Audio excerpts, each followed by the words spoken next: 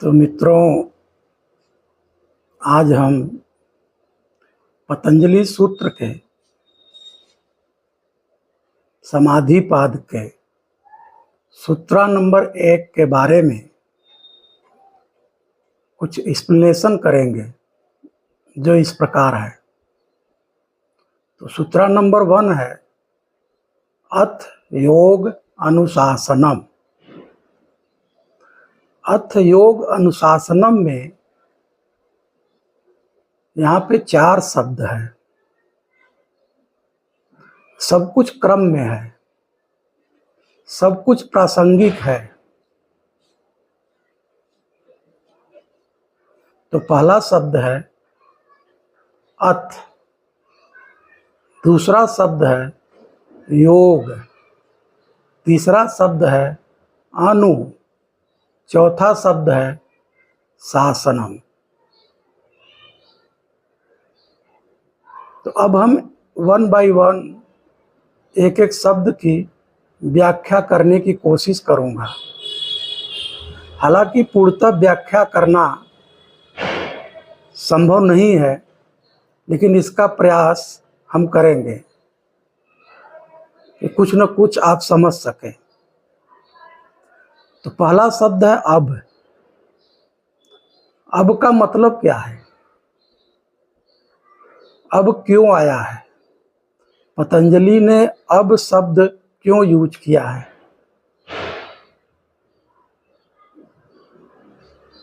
तो पतंजलि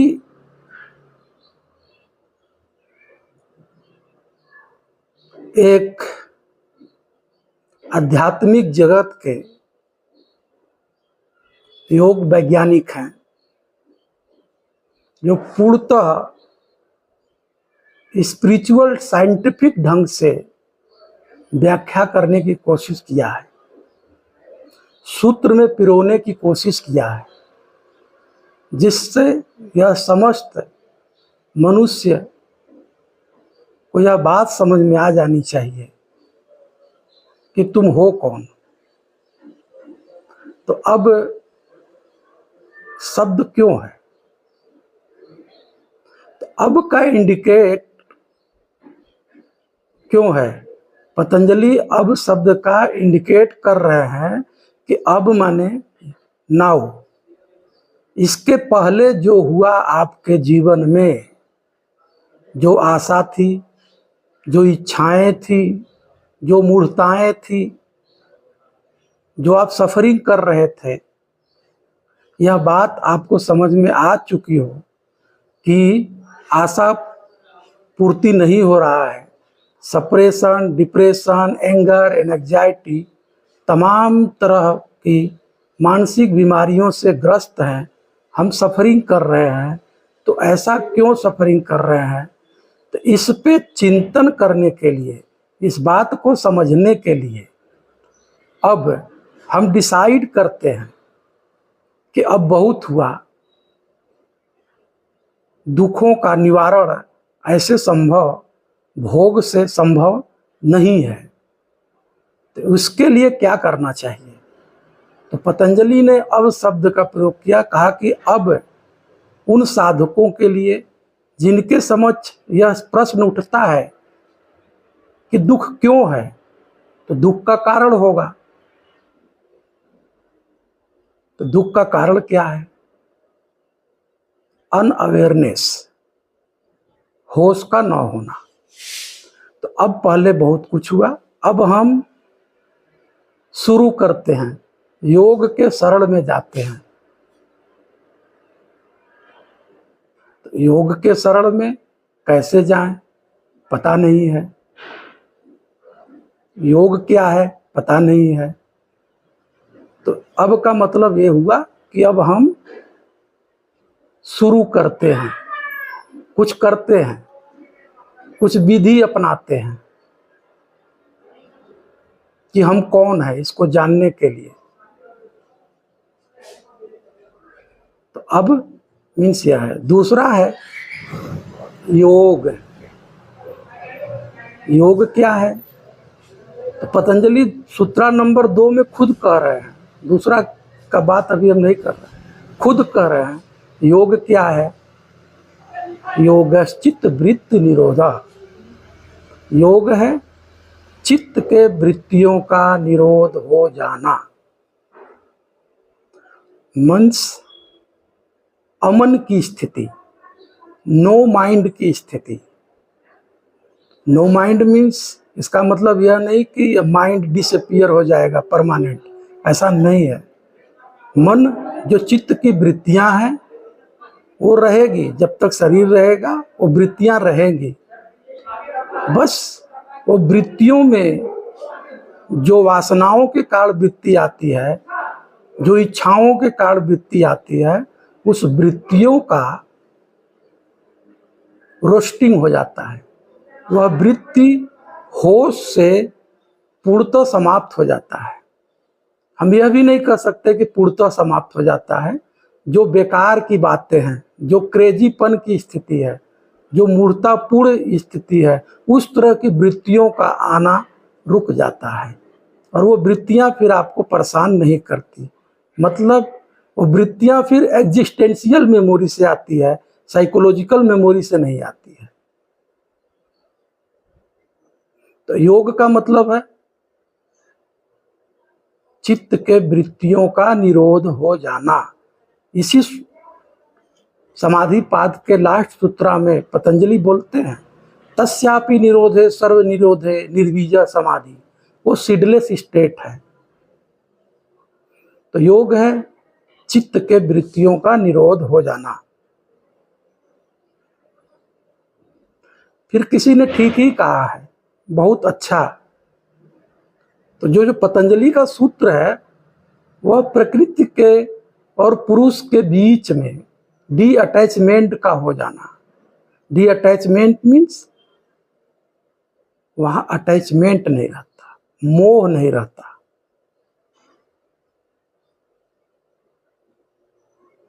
तो कहा गया है प्रकृति और पुरुष का वियोग ही योग है।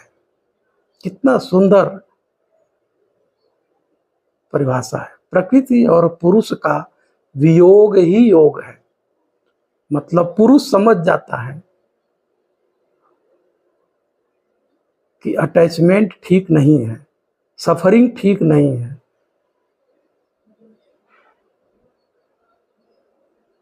तो योग, कोई कहता यूनियन है, कोई कहता है जोड़ है, कोई कहता कुछ है, कोई कहता है कुछ है। तो योग का मतलब ही होता है कि दृष्टा अपने स्वरूप में स्थित हो जाता है। जब चित्त के वृत्तियों का निरोध होता है तो दृष्टा अपने स्वरूप में स्थित हो जाता है। योग शब्द नहीं है कि हम योग शब्द बोल दें तो योग हो गया। योग शब्द नहीं है, योग चिंतन नहीं है, योग सिद्धांत नहीं है, योग फिलॉसफी नहीं है, योग दर्शन नहीं है। योग चित्त के वृत्तियों का निरोध हो जाना है।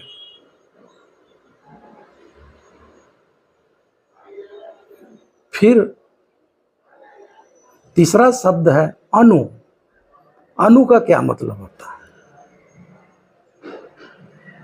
अनु का मतलब होता है जो चला आ रहा है। अब प्रश्न उठता है क्या चला आ रहा है? तो योगश्चित्त वृत्ति निरोधा, योग के स्थिति में जाने के लिए करना क्या होगा? जो विधि है, वो विधि है, जो अनुशासन है।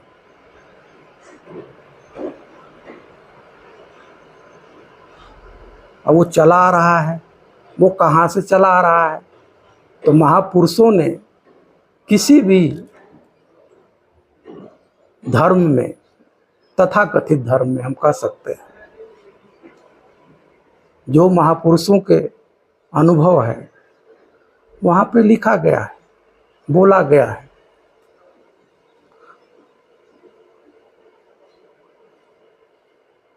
वही अनुभव महापुरुषों ने इस प्रकृति और पुरुष के संवाद के बीच में उन्होंने जाना कि प्रकृति के बीच में लयबद्धता कैसे है, हार्मोनी कैसे है।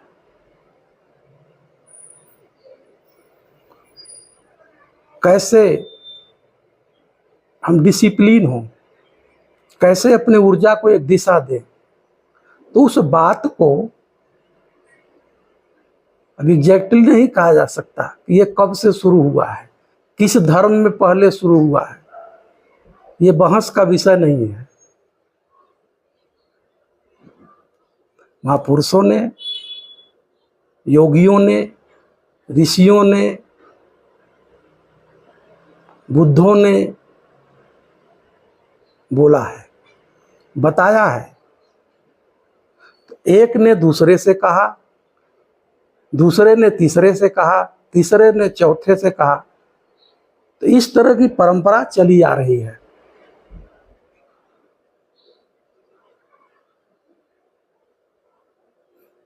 वो क्या रही है? वो शिक्षण की विधि, प्रशिक्षण की विधि चली आ रही है। तो पतंजलि कह रहे हैं कि उसको जानो, उसको पालन करो। योग की विधि बहुत पहले से चली आ रही है, उसका हम कोई एग्जैक्ट डेट नहीं बता सकते, लेकिन आ रही है, यह बात प्रमाणित है।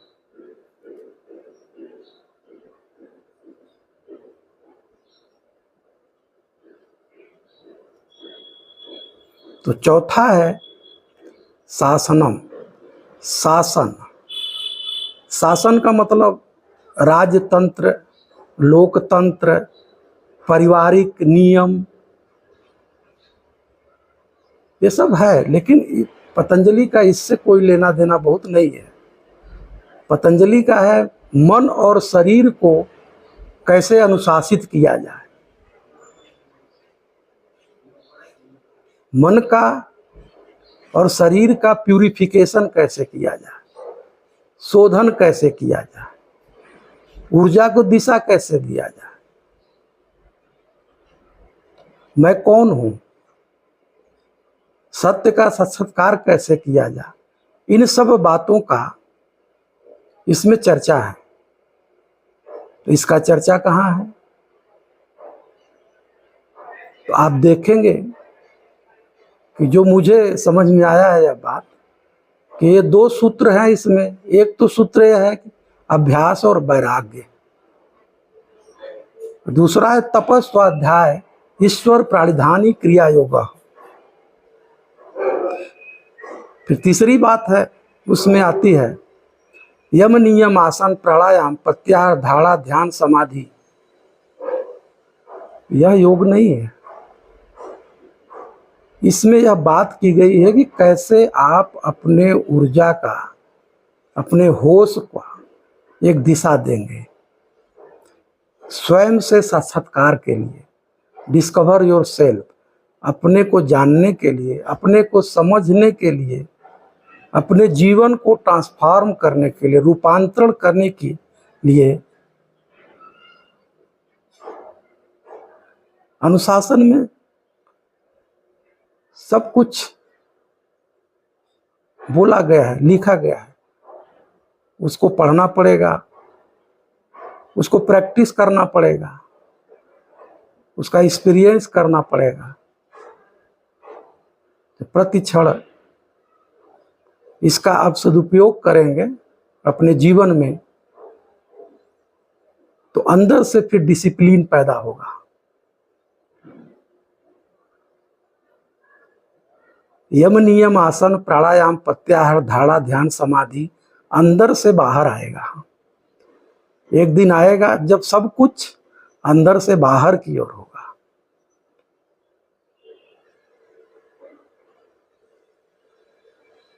तो आज